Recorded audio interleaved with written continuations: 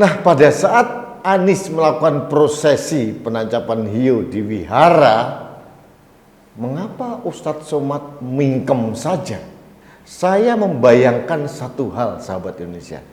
Kalau yang melakukan persis seperti Anies Baswedan ini adalah Presiden Jokowi, nah hujatannya akan merajalela, Somad akan tampil mengatakan ini kafir, murtad, segala macam.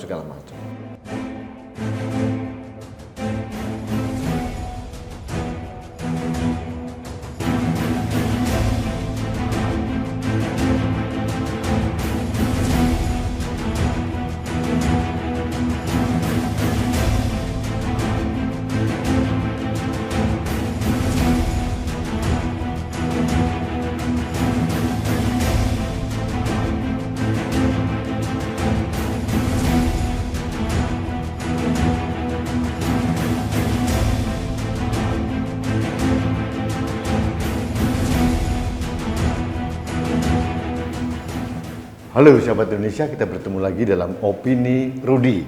Sahabat Indonesia, kali ini saya kembali menyoroti tingkah pola Gubernur DKI Jakarta Anies Baswedan.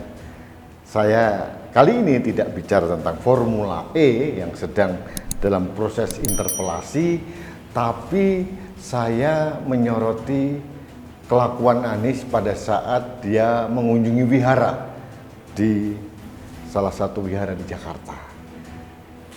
Sebetulnya bagi saya sah-sah saja seorang kepala daerah mengunjungi umat beragama di wilayahnya, termasuk wihara di Jakarta. Bahkan dalam foto tadi terlihat Anies menancapkan hiu di tempat peribadatan wihara. Pada saat orang berprosesi menancapkan hiu, itu adalah prosesi dari umat Buddha. Tapi tidak masalah. Nah, yang saya permasalahkan adalah konsistensi dari sahabat-sahabatnya Anies. Salah satunya adalah Ustadz yang super tampan, pengantin baru, namanya Ustadz Abdul Somad.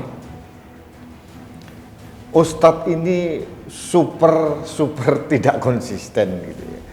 Saya ingat pada saat Gus Miftah memberikan ceramah di gereja, si Ustadz Somad ini mencak-mencak, marah-marah. Apapun alasannya, katanya, tidak diperbolehkan orang Islam masuk di gereja. Itu sudah murtad, kafir, macam-macam lah. Tidak boleh masuk ke tempat peribadatan orang lain. Ini versi Ustadz Abdul Somad. Nah, pada saat Anies melakukan prosesi penancapan hiu di wihara, mengapa Ustadz Somad mingkem saja?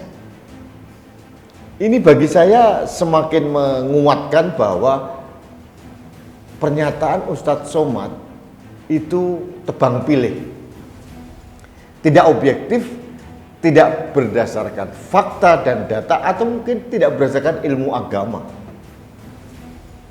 Jadi bagi para pengikut Somad harus hati-hati. Tidak semua apa yang dikatakan Somad itu benar adanya. Somad bahkan sering juga melakukan pelecehan atau penistaan agama orang lain. Katakanlah dia menyinggung atau menjawab pertanyaan dari jamaahnya tentang salib misalkan. Somad dengan cengengesan mengatakan di salib itu ada jin katanya. Gak tahu jinnya noleh ke kiri atau ke kanan. Itu kan super penistaan agama. Tapi sekali lagi Ustadz Somad bebas. Berbeda dengan Muhammad KC atau Yahya Waloni. Jadi aneh aja ini. Aneh aja. Jadi Ustadz Somad ini pelin-pelan dan membuat pernyataan sesuai dengan pesanan. Dan siapa yang akan ditembak itu tergantung dari kepentingan. Kalau menyangkut pada sahabatnya, kerabat dekatnya, atau mungkin satu gerombolan, Somad akan diam saja. Itu yang membuat saya jadi miris. Bagaimana seorang yang ditahbiskan menjadi seorang pendakwah agama membuat narasi atau pernyataan yang pilih kasih. Konteksnya adalah dia sedang menyuarakan kepentingan pihak tertentu, bukan menyuarakan kebenaran. Jujur saja, perilaku Anies ini menurut sebagian orang yang selama ini sangat intoleran, wah itu akan dikecam habis. Saya membayangkan satu hal, sahabat Indonesia. Kalau yang melakukan persis seperti Anies Baswedan ini adalah Presiden Jokowi, nah hujatannya akan merajalela, Somad akan tampil mengatakan ini kafir, murtad, segala macam. Karena semua orang tahu Ustadz berseberangan dengan Presiden Jokowi. Kalau Anies memang teman dekatnya, satu kelompok mereka. Jadi saya ingin memberikan pesan kepada sahabat Indonesia, hati-hati memilih ceramah dari pendakwah agama. Karena tidak semuanya mereka bebas kepentingan. Ada beberapa orang yang punya intens, tergantung circumstances atau kondisi di mana dia harus bersuara. Kepentingan apa yang harus disuarakan. Nah, ini yang terjadi. Jadi kelakuan Somad, mohon maaf, memalukan. Harusnya pendakwah agama itu netral. Mengatakan A adalah A, B adalah B. Benar adalah benar, salah adalah salah. Jangan benar sesuai kepentingannya, salah sesuai dengan kepentingannya. Ini aneh bagi saya. Sahabat Indonesia, jujur secara pribadi saya tidak menyalahkan Anies Baswedan. Karena apa? Dia politisi. Dia akan merangkul semua orang. Meskipun bagi saya aneh. Aneh saja. Tapi ya itulah politisi. Dia akan merangkul semua orang. Kemudian di sisi lain dia kadang-kadang mengembangkan politik identitas. Masih ingat kan Pilgub 2017? Dia begitu menikmati politik ayat dan mayat. Bagaimana orang Islam yang tidak sepaham dengan kelompok dia itu benar-benar termarginalkan.